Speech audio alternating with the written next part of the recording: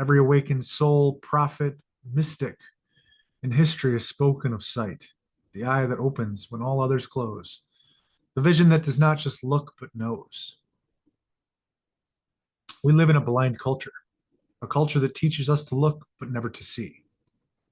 Advertisements flash across our eyes, governments wave banners, celebrities shine like neon distractions, and yet behind all of it, the real machinery of the world hides. Most people never pierce it. They look, but they do not see, and so they are enslaved by illusions. When the ancients spoke of the third eye, they were not indulging in fantasy.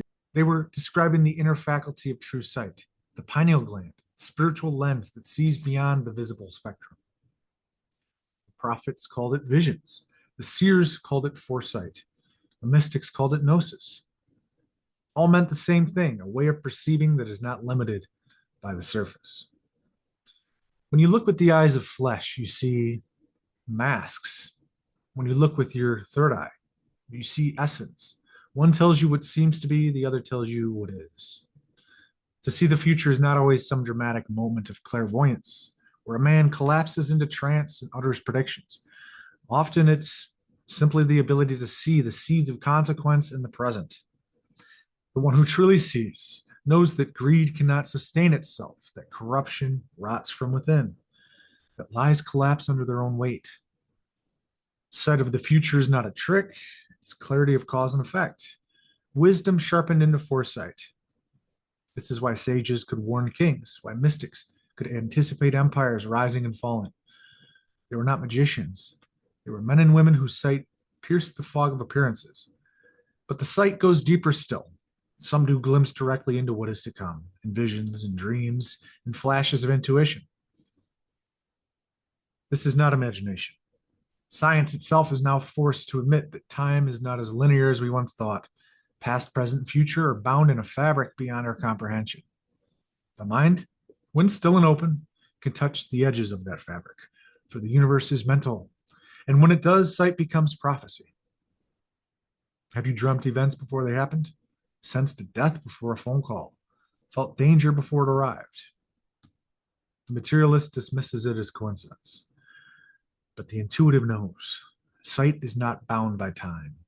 The eye of spirit can look both backward and forward, because truth itself is timeless.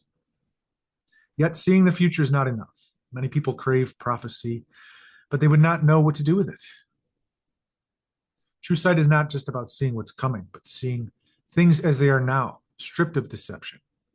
This is the hardest vision and the one most people avoid. It's easier to live in denial, to pretend that leaders are noble, that systems are just, that society is sane. But the eye that sees recognizes the rot. It sees the predator in the smile of the politician, the chains in the promises of the corporation, the manipulation in the glowing screen. It sees how human beings are corralled like cattle, fattened on lies, kept docile with distractions. That is why so many close their eyes willingly. To see things for what they are requires courage.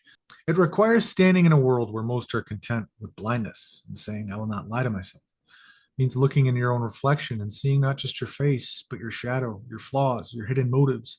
Sight begins within. If you cannot see yourself clearly, you will never see the world clearly. The ego is the master of deception, always painting itself prettier, always hiding behind excuses. The true eye burns through that.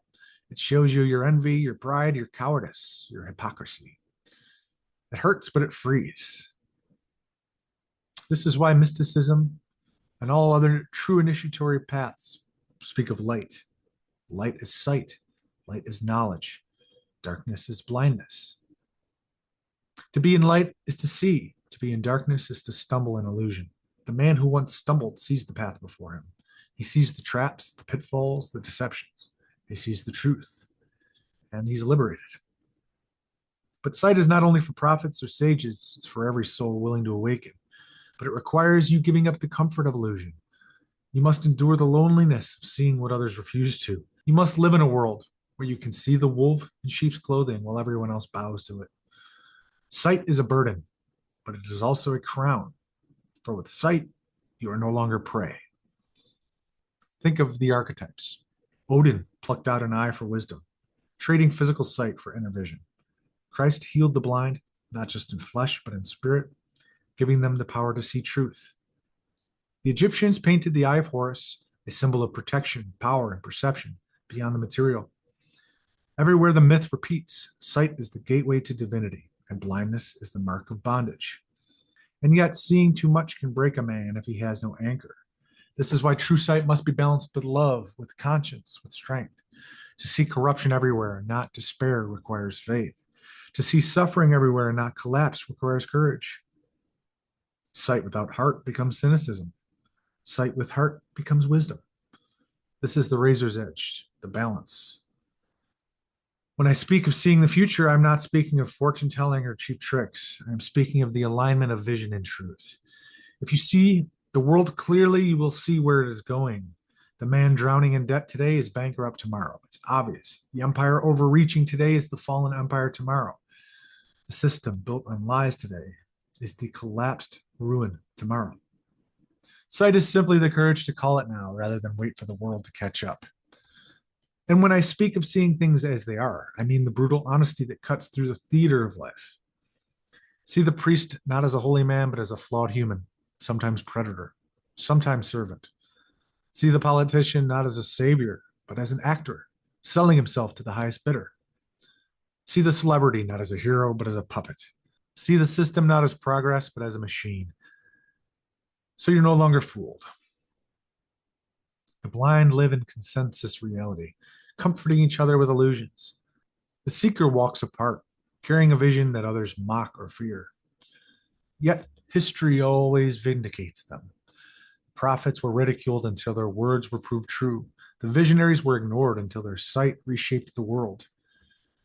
The one who sees pays a price in loneliness, but he holds a treasure beyond all measure. Truth. And truth, once seen, changes everything. When you see the strings, you cannot fall for the puppet show. When you see the path, you cannot stumble in the dark. When you see yourself, you cannot lie to yourself again. Sight is liberation, the key that unlocks the cage of illusion.